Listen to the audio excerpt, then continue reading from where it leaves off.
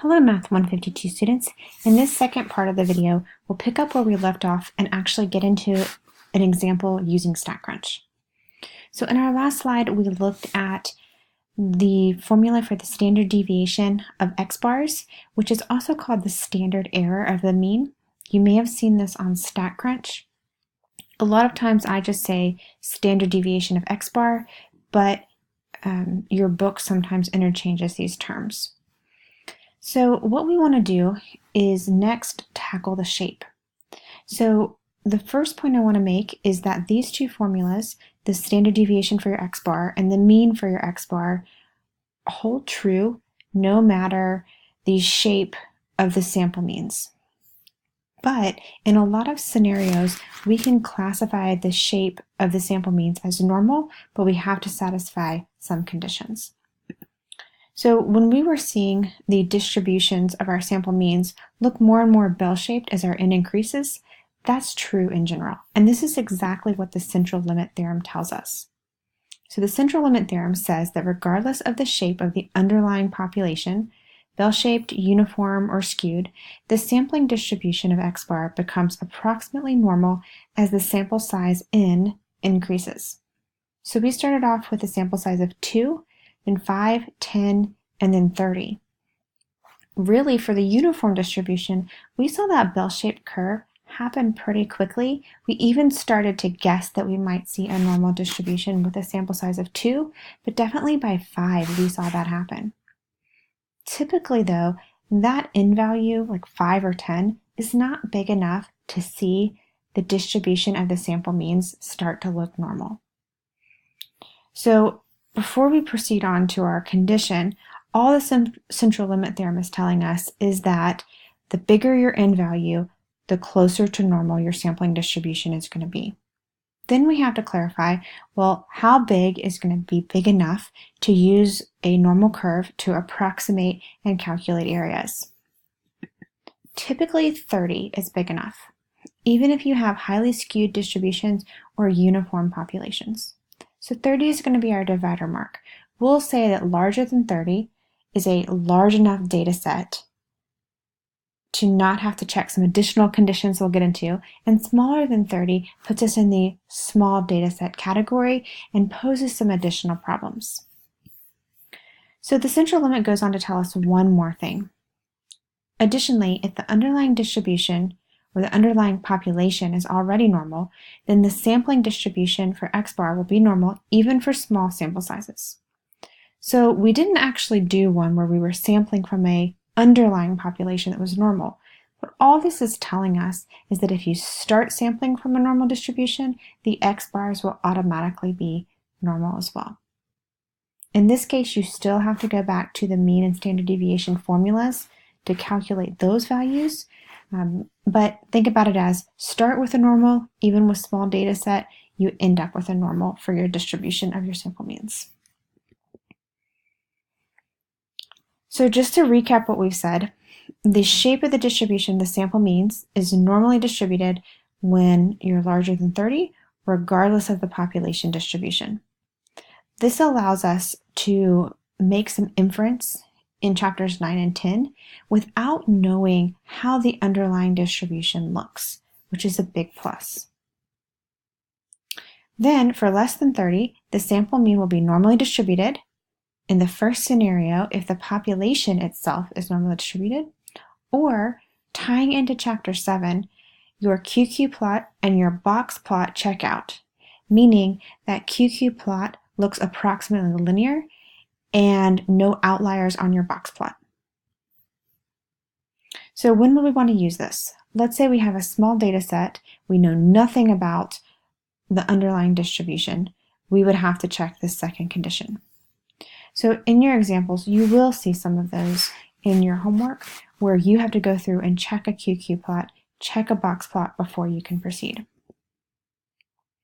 So I want to just recap this slide that we've already seen. Most of the time we're going to be giving shape, mean, and standard deviation. For the shape, we have to go back to those conditions, greater than 30, less than 30, figure out what scenario we're in, and make a decision. But once we figured that out, we can go back to the formulas here for standard deviation, and then the fact that the mean of our sample means is the same as the mean of our population. So all of this has been a lot of formulas and kind of theory. Let's get into a specific example and see how it applies. So before an example from our textbook, let's think about those salaries.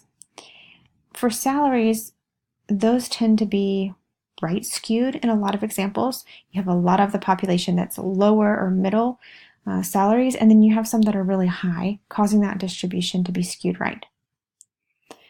But if you plotted all your means, do you think those would be normally distributed? Well, the answer to that is it depends, and we would want to check some conditions. So it depends on how many or what our sample size is. Is it big enough to be bigger than 30? If it's less than 30, what other conditions do we need to check? So that's a little bit abstract. We would have to know some more information before we could actually check conditions. We would have to have more information about how we were collecting the data to proceed any further. So let's get into an example. So for our context, suppose that an oil change or oil changes at a 10-minute oil change joint are approximately normally distributed with a mean time of 11.4 minutes and a standard deviation of 3.2 minutes. You head in to get your oil change. What is the probability that you are done in less than 10 minutes? So notice in this problem, we have a mean, we have a standard deviation, and they are telling us that oil changes are approximately normally distributed. Notice that nowhere in the problem do I have a sample size or a sample of 15 or a sample of 20 or 25.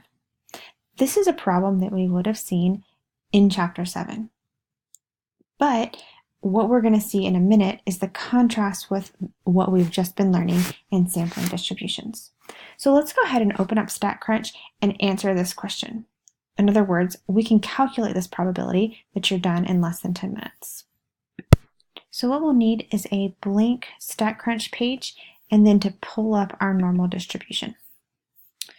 So let's see if I can adjust this just a little bit.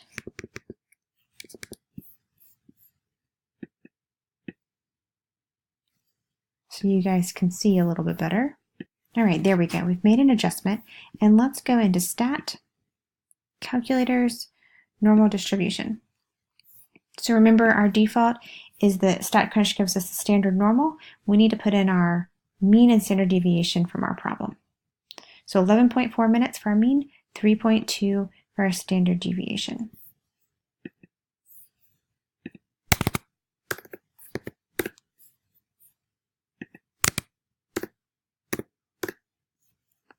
Okay, and now if I just hit compute, the probability that x is greater than or equal to 0, no time, well, that's not very likely. So you can still tell StatCrunch to compute without a correct reference value, and it'll draw your curve, but notice there's no shading. Part of that is because 0 is way down here, not really even close to our mean. It's kind of off the charts, so to speak. So what we really wanted to know was what was the chance that your probability is, or what is the probability that you get out in less than 10 minutes?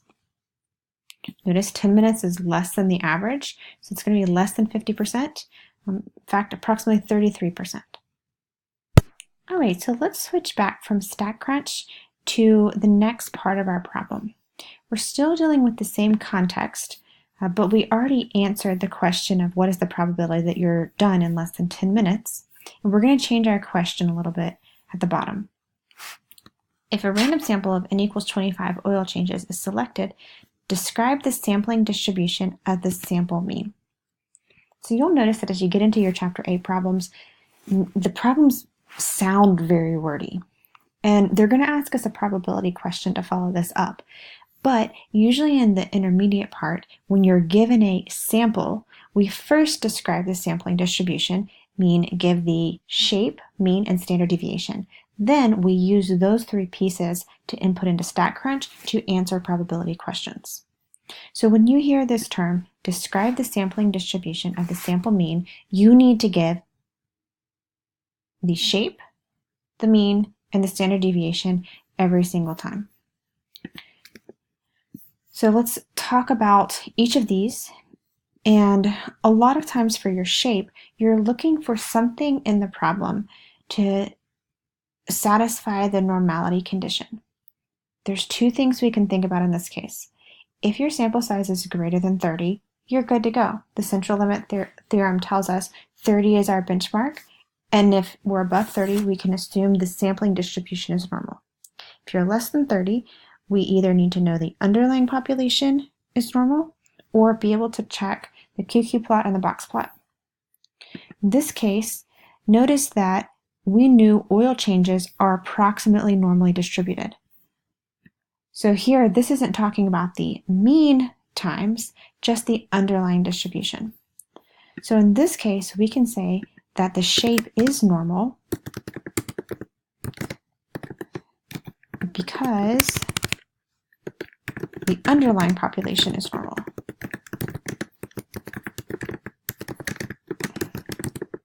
So even though we have less than 30 points, we don't have to check the QQ plot and the box plot. Then for the mean, our formula tells us the mean for the X bars is the same as the population mean. That's a fancy way to say, and sometimes we'll write it, mu sub X bar equals mu sub X. In practicality, this means, look back to your problem, the mean, and I'm going to put in parentheses for X bar, I'm just going to type it out without the symbol here, the mean for X bar is 11.4. The standard deviation for your X bar,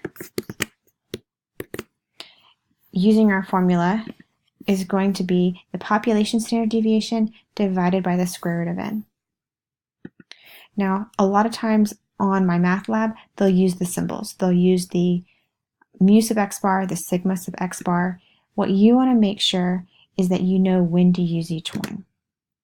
So if you're not sure which symbol to use, write out, this is the standard deviation for your sample means, or this is the standard deviation for my underlying population in the previous context. So our formula says, take our population standard deviation and divide by the square root of our sample size. Now, rather than fool with the symbols, I'm just going to write square root of 25. And we would put this into our calculator, of course, using the square root symbol. Now, we know the square root of 25 is 5, but instead of writing 3.2 divided by 5, most of the time, you're not going to get nice, perfect squares here, so you'll just have to put the square root into your calculator. We're going to, most of the time, get some ugly decimals. But let's go ahead and calculate this. This one, our standard deviation for X bar is 0.64. We don't have to do any rounding. Sometimes that can be an issue in Chapter 8. So if you have to round your standard deviation for your sample mean, pay attention to how many decimal places MyMathLab is telling you. If you round too much in this calculation, it can throw off your probability calculations in the next part. So let's make sure we finish this part.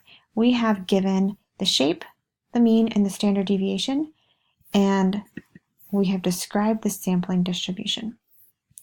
So let's look at our next part. Suppose